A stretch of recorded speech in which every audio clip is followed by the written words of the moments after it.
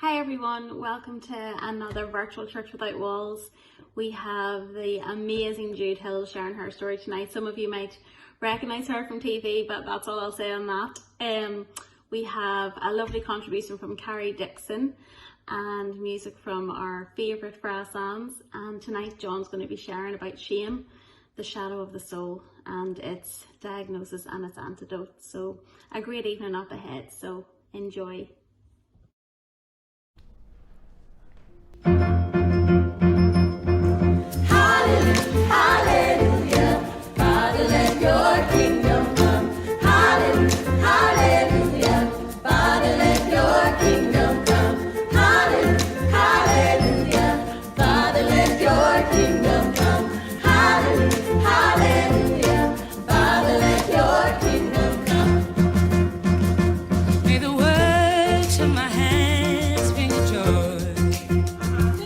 May the works of my hands bring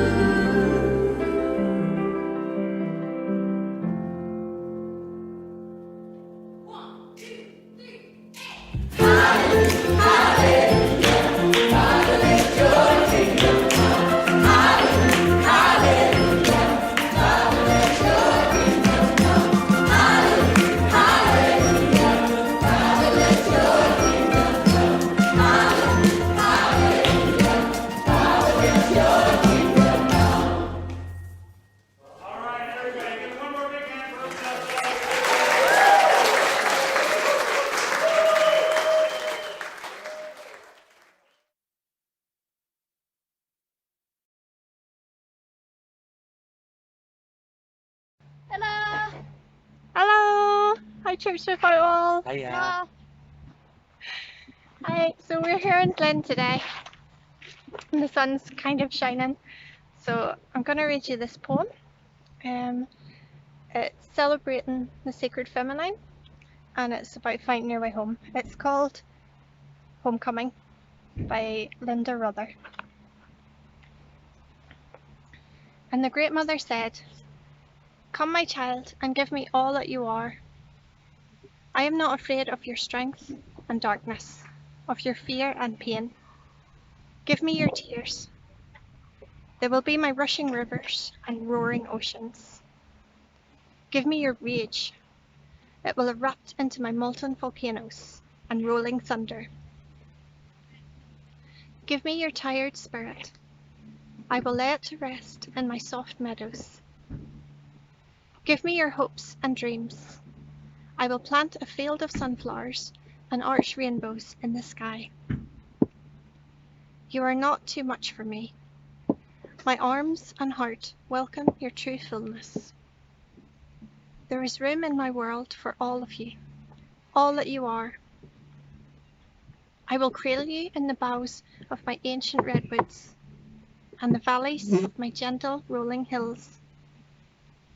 My soft winds will sing you lullabies and soothe your burdened heart. Release your deep pain.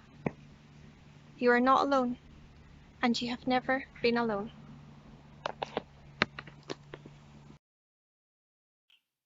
Hey everyone. So this time last week I was innocently having coffee with John and he casually dropped this little chat opportunity into our conversation. So here I am speaking to you tonight. But it's so great to get the chance to do this because I absolutely adore what Church Without Walls is all about and I'm so excited to see where it goes. So faith for me has always been an organic journey. My family were a big influence on that. And I remember nights as a kid kind of wrapped up in bed, just checking in with God, just seeing if he remembered who I was, praying. And I guess I just followed that on through teenage years where I hit some pretty big insecurities, big questions came up and I just tried to pray those through and navigate that with my faith. And so faith has always been a big part of my story, but it got real to me in many moments after that. But one key moment was when I took a gap year after university and I ended up going to the Philippines, and it was a big deal for me because I hadn't really ventured out from my own world before that then, and there I was suddenly on the other side of the world, living with a family in an incredible slum community called Welfareville, and it was just a really transformative time, I guess, first of all in terms of the personal nature of knowing God with me and knowing God close, and also just really encountering love in the people that I met, so people with very little who were suddenly cooking effectively their last meal and including me in that. So yeah, it was life changing, and that's not a cliche for me. So yeah, I came home not knowing almost how to be and what to do, and it was just that thing of it's sometimes easier to go to the other side of the world than actually go to the other end of your street or the other side of your city.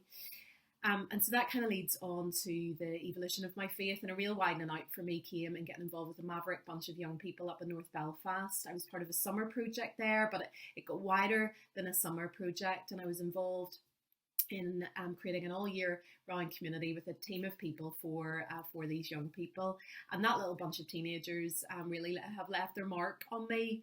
They were wholehearted in their loyalty and love and wanting to do life and figure out faith a bit, and wanting their community to be different. And one of them said to me at one point, "Jude, you're nearly one of us." And I asked him what he meant, and he said, "Well, if you moved up, you would be." So throwaway comment that lodged with me. I planted a seed and I did end up moving up. And again, that was a really transformative time. It totally changed my view of interfaith communities in Belfast. And it also lodged a real passion for the absolute need for peace, reconciliation and change. But mostly the time was just trying to love and being loved by a great wee bunch of young people. So I guess I've always been someone who is passionate about people's stories. I see the absolute need for for us to try to put words to our own pain and shame, and see that getting converted into something hopeful, something that's healing.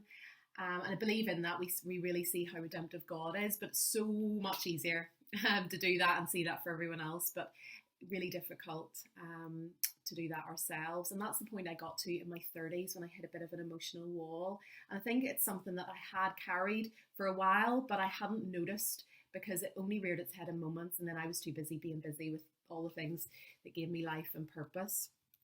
But it was when a relationship situation didn't work out that I noticed that I had this sense of heaviness. I could wake up with it there, I could go to sleep with it there. It was a sadness, it was a disappointment with life that became almost like a heavy cloud to me, and it was physical. I could feel pain because of it, and basically it was, and I had to admit to myself, that it was a sense of loneliness and hurt, that love and relationships hadn't worked out as I'd hoped. I'm an instinctively hopeful person, but hope and the recovery from it each time can end up hurting quite a lot. So basically at that point, I had the choice as to whether to bury it, carry on with all the good stuff I was doing, or actually try to look it in the face. And to be honest, I probably couldn't not look it in the face, because it was starting to impact, it was starting to come to the surface. So that journey of trying to face into that has been a total journey of faith, without it always feeling like faith. So many factors played into that, too many to mention, but basically I have some incredible groups of friends around me. I have brilliant family. I went to see a great counsellor, and gradually, through talking, writing, crying, praying, living life too, healing and inner strength came. And there came a point, actually, I stood on Divis Mountain with a group of friends, and I realised in that moment I just felt a sense of lightness, of joy, of energy, and I knew that the heaviness, the pain had got converted. Somewhere along the way I couldn't pick out the point, but I felt different inside, and I knew that that was my miracle. And not that that is the end of the story, and loneliness will never rear its head again, because it can, and it does in moments. But that was a moment that I knew was a marker for me. Isaiah 61 in the Message version, I totally love it. It talks about how God converts ashes into bouquets of roses, news of doom into messages of joy, a languid spirit into a praising heart, and that is my story. Freedom comes when we look the shame that we feel in the face. Life will come from that. So let's do a bit of lockdown chat, if you can transport yourself back to the announcement happening. I have to say I had a bit of a reaction to it, a bit of a meltdown. Totally feared it at the start. As a solo household, I didn't know, I feared it, dreaded it, didn't know how it was going to go. But my takeaway from about day 2 into lockdown was to realise how connected I am, how connected we can all be. And life is all about connection, and that gives me so much hope. It's not necessarily your circumstance or where you find yourself, but it is it can be the community, the rich community that can be around you. And yeah, just finding those connections. And I suppose wider than that, it's just the reality that we're not alone in the dark, even in those moments when physically and emotionally we are. If you can reach out there and fumble for any light switch or ask for any help that you can, I believe, and my faith tells me, and my experience of faith is that God will meet you in that. And I know that that's my story. And with divine help, those hurts and shame get converted, and that's when we can start to transmit life to other people. And I guess at heart, I believe that our lives and our stories are parables to each other, to keep going, and to see the redemption and hope in other stories, and know that that is who God is, and that is possible. I wrote a poem a few years ago, and looking back, it kind of sums up the journey that I was on, and it's called Tide Turns. I hear it in a whisper in my mind, but I feel its force. The tide turns. What's it mean? Back comes the whisper. The pain gets converted. and I sense it happen. Change is such a strange thing, but I see now it's formed out of countless hidden choices, like little beams of light. They're tricky to perceive in solo form until they reach a mysterious peak, and then you feel their power. The tide turns, and with it, a growing sense of strength, purpose, and wholeness. And so I wait to see what new waters will bring. The shoreline won't be empty. I feel new faith, and I look up and my heart says thanks. And I just want to leave you with a quote from John 1 in the Message version again, and it's just another summary of what you've listened to me chatting about for 10 minutes, and it just sums up the God I believe in and how he literally can light our lives up again. So John 1, what came into existence was life, and the life was light to live by. The life light blazed out of the darkness, and the darkness couldn't put it out. The life light was the real thing. Every person entering life, he brings into light. Thank you so much for listening.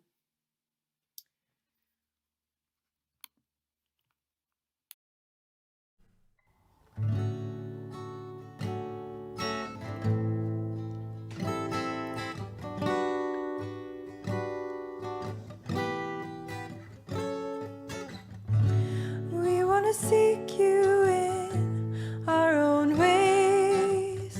We'll fast and we'll seek. We'll give for our gain. You're telling us that it's not okay. You don't need another song. Don't want our empty praise. If we stop loving on our own terms, God will heal our wounds.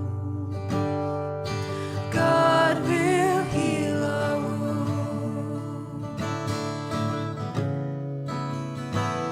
If we stop loving on our own terms, grace will lead us home.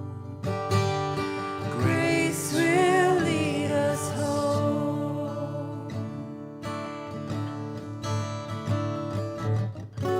We want the blessing of the God we made, to live in the privilege.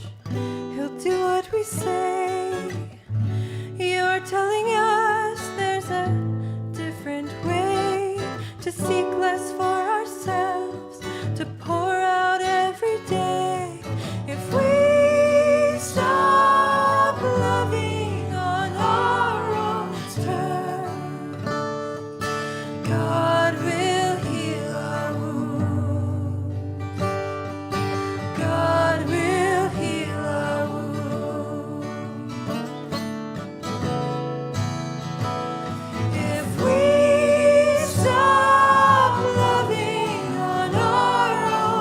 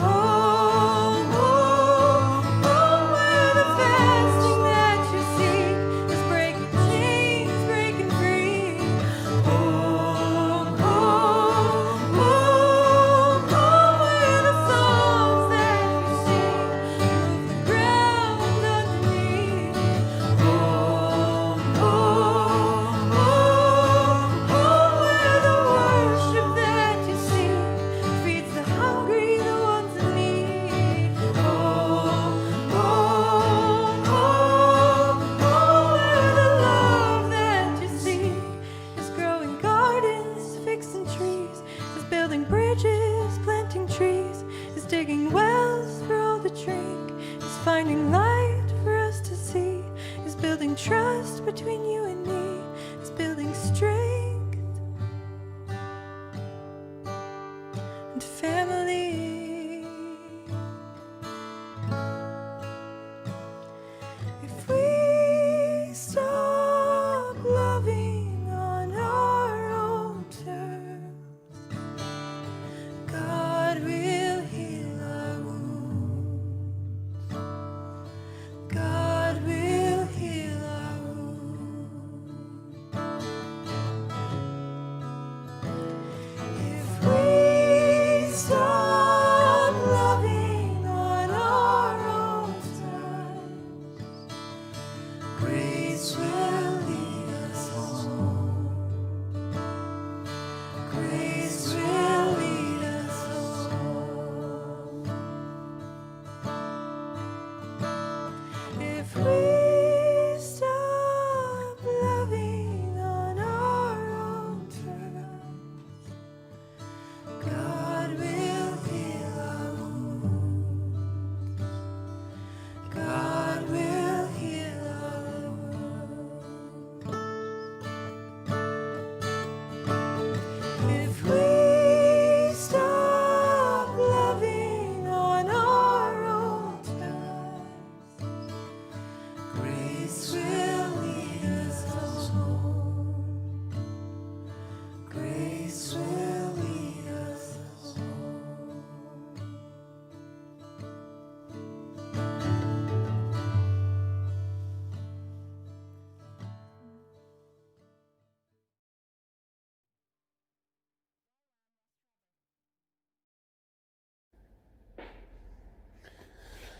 So, hi everyone, it's really great to have you joining us tonight for our Church Without Walls, and I hope you're keeping well. And a big thanks to Jude for sharing her story with us tonight. I know as you were listening to her story, some of you have wondered where you've seen her face before.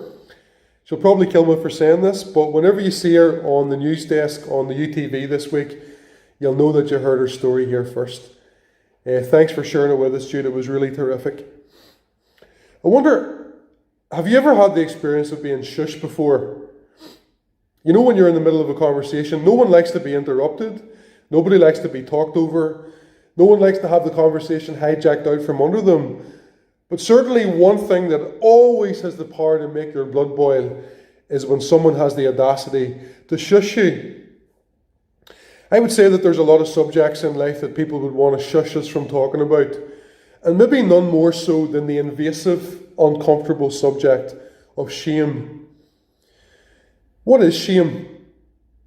For me, I would say rather than something to be defined with words, shame is a feeling. Shame is something that you sense on the inside. It's almost like this vague, heavy undercurrent that flows through the core of who you are, reminding you of how defective and inadequate and weak and excluded you are. Shame is like a thick, heavy chunk of lead that you carry around on the inside that can rise up at times in the most inopportune moments. So maybe when you're in the office or in the classroom or at a party perhaps, and you happen to say something a bit random or inane, and suddenly you're conscious that all the people around you are giving you some major side-eye. That's when shame rises. Or it rises up whenever you feel people are talking about you or sniggering about you, about your weight or your clothes or where you live or your job or your family or something personal to do with you. Or sometimes shame can come whenever nobody else is in the room. It's just you in front of the mirror. And what you see looking back at you is a failure, a phony, a dumbbell, a drunk, someone whose nose is too big, or whose shape is too awkward, or whose legs are too bony, someone who's not feminine enough, not masculine enough, someone who doesn't just measure up. And the result is the experience of shame. And shame can get exacerbated by the words people say. Shame on you. That is shameful. You ought to be ashamed of yourself. Shame can show itself in manifold ways in people's lives. For some people, they become like Atlas. You know the picture of Atlas who carries the weight of the world on his shoulders. Some people, they just become over-responsible for everything. They feel like everything that goes wrong is always their fault, and it's their duty to always fix it. Some other people, they respond to shame by building themselves big walls and high gates to keep the world out, lest they would ever feel that sense of belittlement or humiliation again. And then some people, they do shameful things to escape their shame. They tell us that shame is highly correlated with other destructive behaviours, violence and anger and promiscuity and just eating disorders and acting out a whole variety of just different destructive actions and misdeeds. It is a true saying that those who are at war with themselves often make casualties of other people. And so we never know the way in which shame will lead a person. Where does shame come from? What's the source of shame? Well, sometimes we do experience it as a result of certain misdeeds that we've done. Indeed, psychologists make a distinction between healthy shame and unhealthy shame. And sometimes when we experience shame on the inside, it could be a signal that we're failing to be the person that we ought to be, that our wheels have gone out of alignment somewhat. And the only persons you know that never feel that are psychopaths, because they have no capacity for empathy or honesty or a sense of healthy shame. But more often than not, shame is the thing that enters our lives because of the certain prevailing narratives around us. Sometimes it can come as a result of the expectations of the culture around us that tell us that we don't measure up enough, we're not pretty enough, we're not strong enough, we're not rich enough, we don't own enough, we don't make enough, we don't have enough stuff. And the result of not feeling that you reach the drill is shame. Sometimes shame can come as a result of rejection from other people, in particular from authority figures in our lives, parents and teachers and so on. People who kind of convince you that you're not adequate enough as you are, and so you have to be someone else in order to win their approval and their acceptance. And when you jump through all those hoops that they've set up and that approval doesn't come, you live with this constant sense of their disapproval. And sometimes it doesn't even have to come out in their words, it can come out in their non-verbals, through a look in their eye or a tone of their voice, or worse still, through a kind of imposed silence. And one thing is for sure, that when kids live with that, they live with this primed sense of shame, and they end up living with a sense of inadequacy and almost wanting to disown and turn against themselves. And then another major source of shame can come from religion, in particular a certain kind of religion, graceless religion, the kind that loves to browbeat, the stuff that's rooted in fear, that loves to weaponize Bible texts, the kind of religion that ushers people into shame and secrecy and silence. And that kind of religion often finds shame where there is no legitimate reason for it at all. You know, during the period of lockdown there, I read a number of books, and perhaps the best book I read was by a chap called Anthony de Mello. And he tells a story in that book of how when missionaries first went to an island in the South Pacific, and they met these Polynesian women who kind of went around everywhere bare-breasted. They saw no problem with it. There was no shame in that as far as they were concerned. And so when the missionaries invited them to church, they showed up, bare-breasted at the worship service. And so the missionaries were absolutely horrified at this, and they gave them shirts to wear. And so the next Sunday they came to the worship service wearing their shirts with 2 holes cut out in the top. They needed ventilation, and they couldn't stick the heat, and so they came with 2 holes cut in their shirts, showing their chests as usual. And you see, religion had sought to impose shame where previously there was no sense of shame before. And I would say a lot of us were brought up in churches like that, and it doesn't feel like a good thing. It almost feels like a heavy thing. and you end up tying yourself up in knots as a consequence. You know, shame is such a toxic thing, and it is not an easy thing to shake free from at all. And so over the next couple of weeks, I want to explain how there is this beautiful remedy for shame. There is this wonderful antidote to be found. And it is discovered and experienced in what is perhaps the most glorious word in the whole cosmos. And that word is the word grace. Grace. Now, what is grace? Well, it's not just a girl's name. I actually know somebody, and for most of their adult life, that's what they thought grace was. They thought that when that chap was singing Amazing Grace, he was singing to a girlfriend who just happened to be so amazing. Well, sorry to disappoint, but no, grace is far more than that. And grace, like shame, is not just a mental concept. Grace is something to be deeply experienced in a person's life. And so I want to exemplify what grace is from one of the most famous stories that Jesus ever told about a father and his two sons. And you'll have to tune in next week to hear more about this story.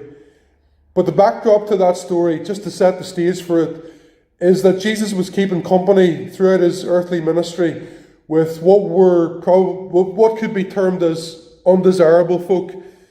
People who were relegated to the margins, people who, were stereotyped and vilified, people whose lives were patterned by all kinds of colourful behaviours.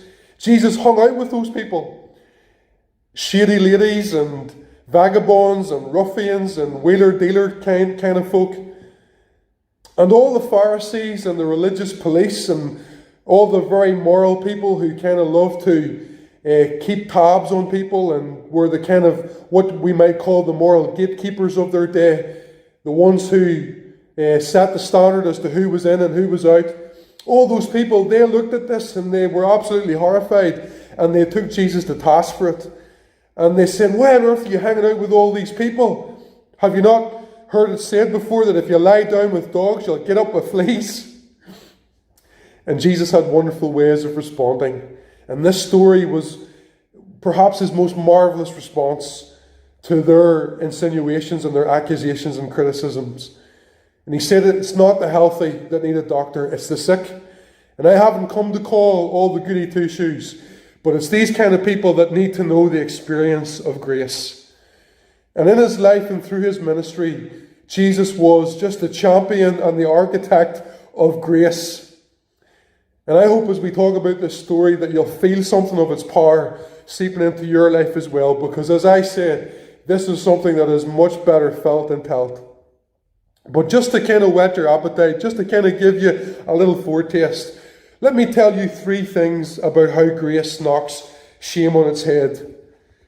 Number 1, did you know that grace is the most maddening, reckless thing in the whole world?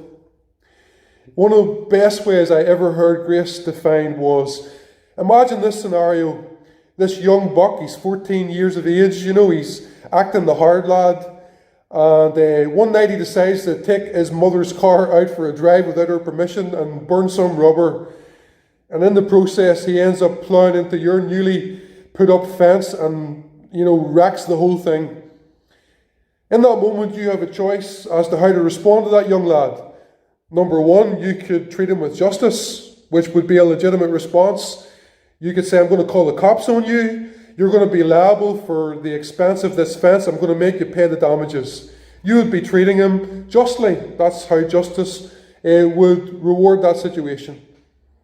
You could treat him, second of all, with mercy.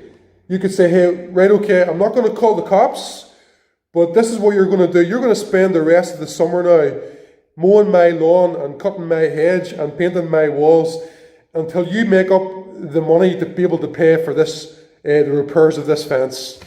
To do so would be to treat him with mercy. But there's a third option, one that I reckon no sane person would ever take. And that would be to treat him with grace. To say to that young buck, hey, get out of that car. Get into my car. I'm going to take you down to Mickey D's for a McFlurry's and a banana nut muffin. And you're going to tell me what's going on in your life right now. You see, grace when it's all boiled down, grace is madness, it's dangerous. Moral people don't like it because it's not bound by boundaries and limitations. They say, well, if you show people grace, you'll teach them just to be freeloaders. Well, exactly. And that's what makes it so maddening. Grace is something that always takes a risk.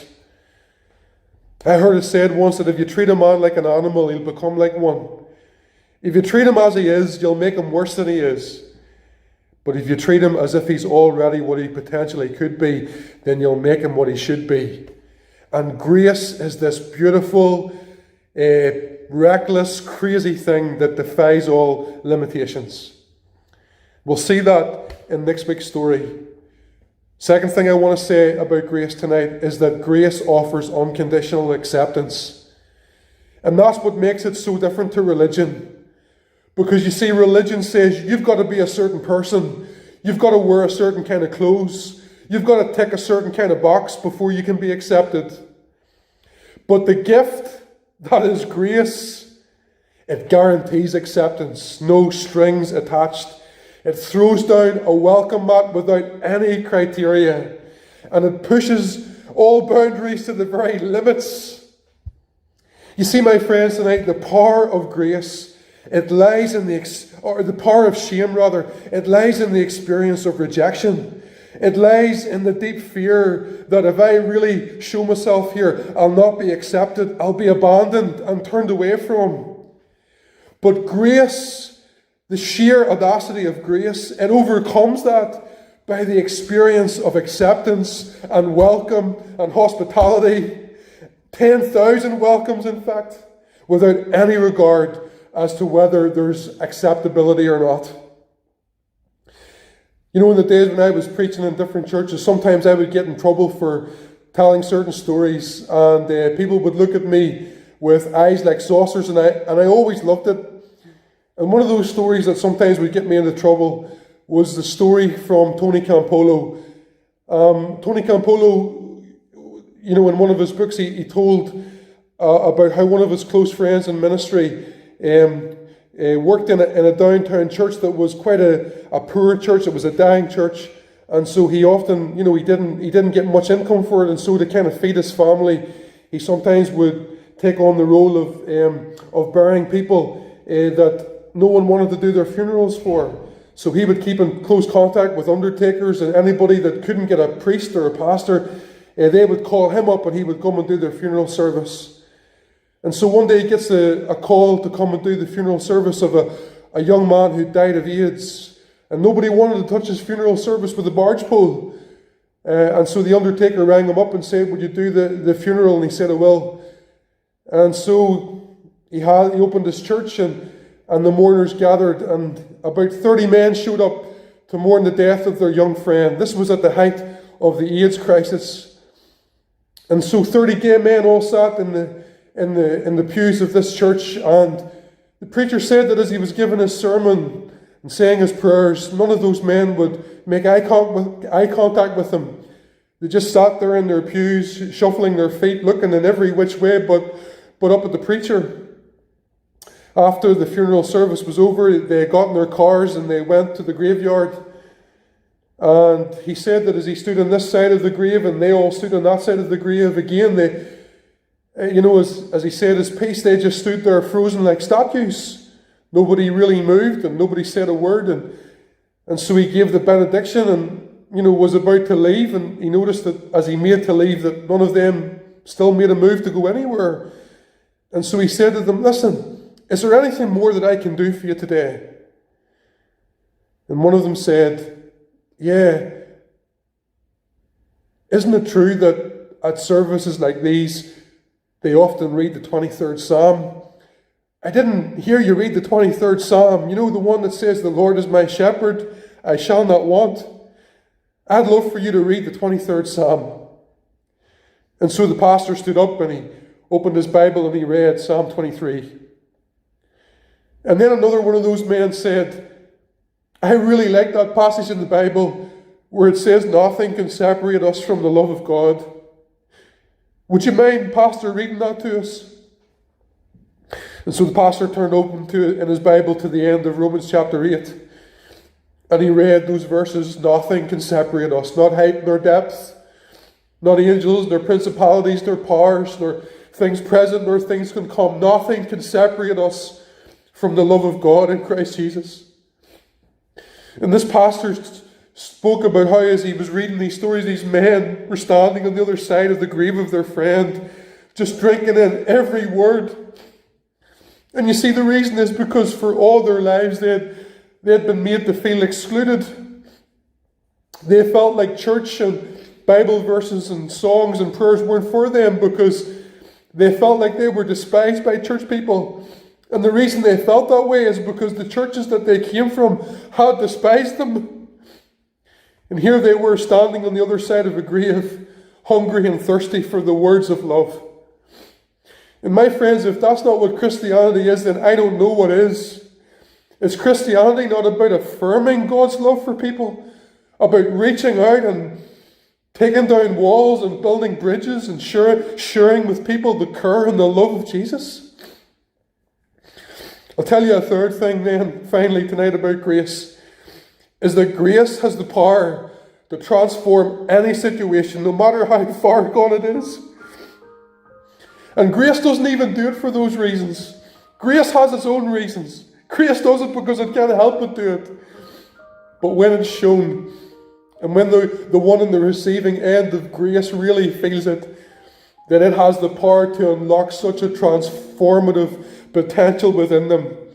Because grace is just this amazing package deal of love and goodness and forgiveness and acceptance and approval and celebration all rolled into one. And it always has the first word.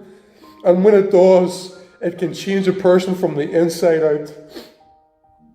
One of my favourite stories to tell is of the little kitten that was found one day in the hedge. A family were out for a Sunday drive, and as they were driving along, the kids in the back piped up and they said, "Here, Dad, stop the car. We just saw a little kitten in the hedge." And their dad said, "We're not stopping for any more animals. We already have a zoo in the house. We're not stopping for any more." And they pleaded and they coaxed and they begged until eventually the man's wife said, "Dear, you'll have to stop." And so he got out of the car and he said to his family, "You stay here. Don't move. This thing probably has leprosy or something." And he walked over to the hedge, and there it was, buried in the hedge, just like a little small bag of bones. And he picked it up by the scruff of the neck, and as he did, it bared its claws and teeth and hissed at him.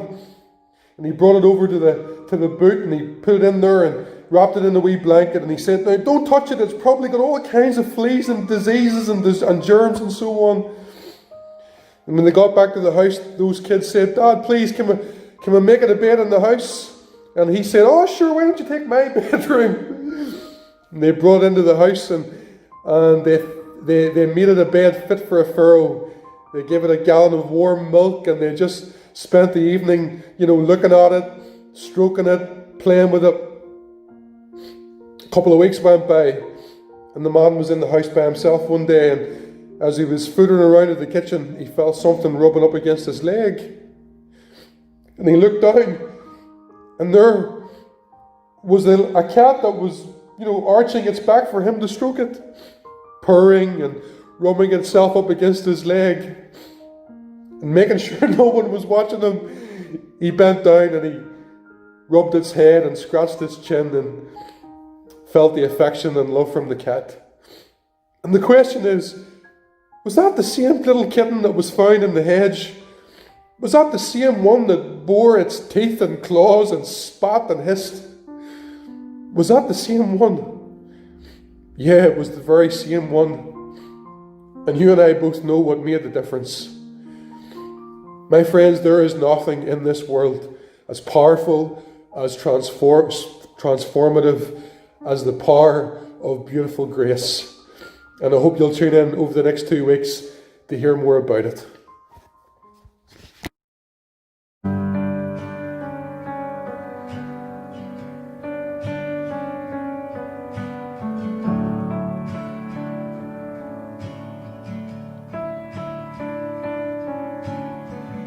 Oh, humble call.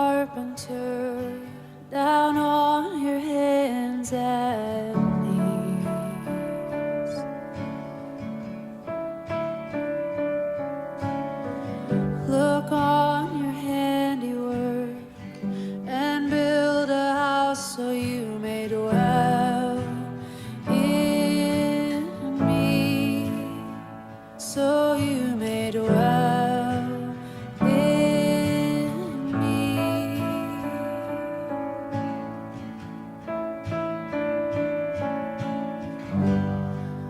The work was done with nothing but wood and nails in your scar-born hands. Oh, show me how to work in praise, trusting that I am your instrument.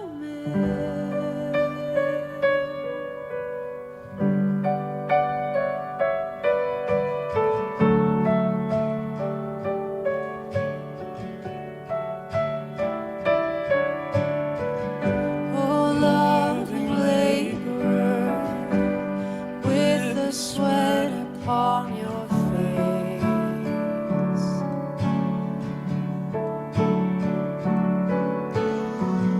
oh, build a table that I too may join you in the Father's place, oh, in the Father's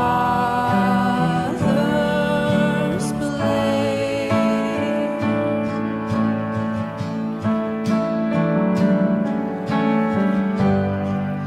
The work was done with nothing but wood and nails in your scar-born hands. Oh, show me how to work in praise, trusting that I am your instrument.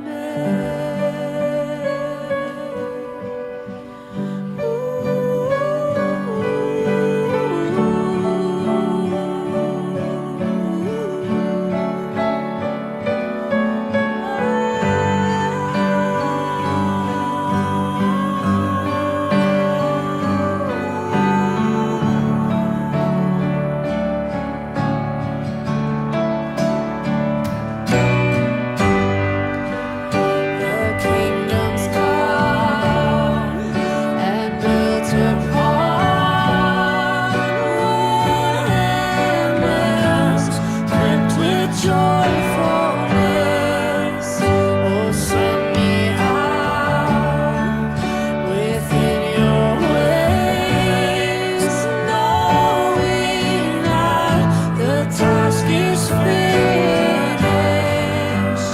The dead will rise and give you praise. Wood and nails will not hold them down. These wooden tools will break them soon and fashion them into flower beds. The curse is done, the battle won, swords bend down into plowshares. Your scar-born hands will join with them, serving at the table you've prepared.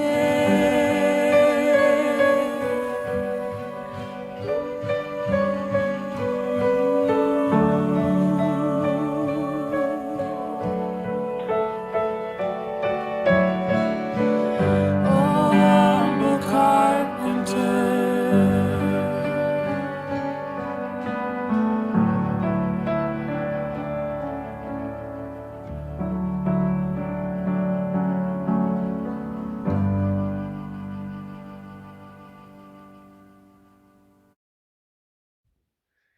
Yeah, so thanks everyone for tuning in tonight to our Church Without Walls online community. And I hope you all were encouraged by everything that you heard.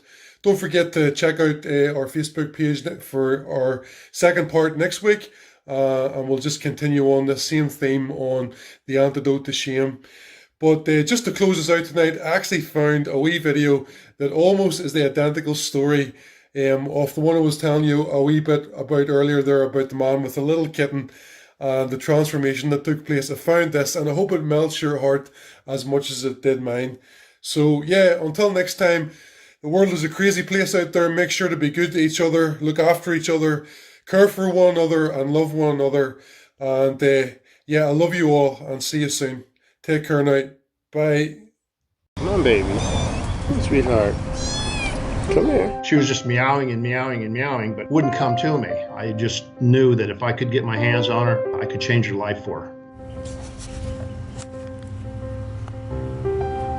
She was in a kind of a dangerous area.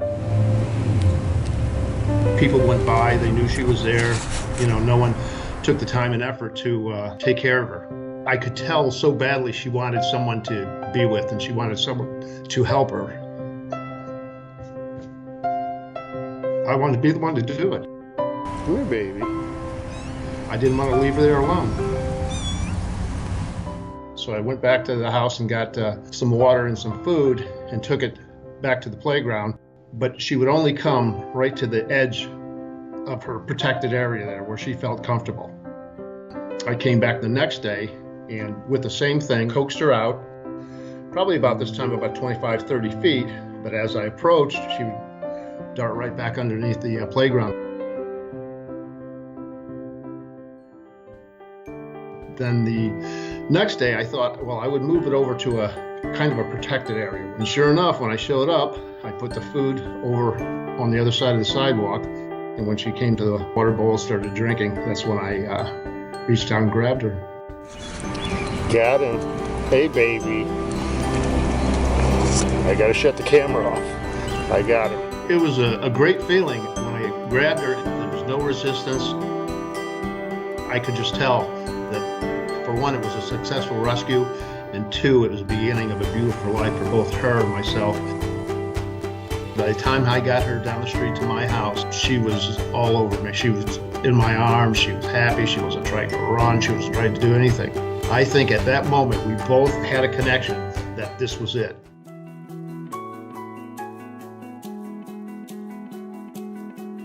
Immediately, her and Tom connected.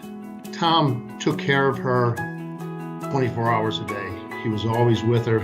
He would do everything a mother cat would do. Tail wagging, and she would attack his tail, and just curling up with him on the bed or on the couch or the chair, anywhere she could get. She wanted to be with Tom all the time, and Tom was there for her all the time. At first I thought maybe I would rehome her, but the connection she had with Tom and the fact that she was becoming so comfortable and so happy, I decided that the place for her to be was with me. She went from a small handful of kitten to blossomed into a beautiful, beautiful cat. And we're incredibly happy to have her, and every day is a joy to be around her. I am totally a crazy cat.